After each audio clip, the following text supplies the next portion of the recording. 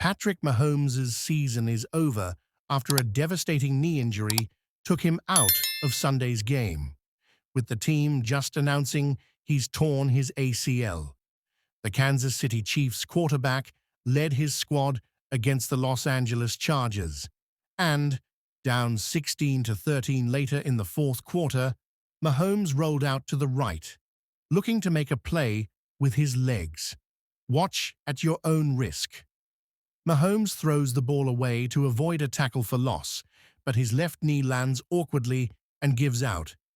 PM was clearly in pain on the field, crying out in agony and taking his helmet off, while several of his teammates kneeled on the gridiron to say a silent prayer for their captain. A couple trainers helped Mahomes off the field for evaluation, and they eventually walked him to the locker room, with the two-time NFL MVP putting basically no weight on the leg.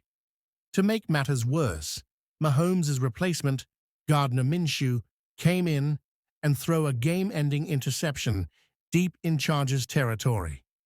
The loss ended the Chiefs' playoff hopes for the season.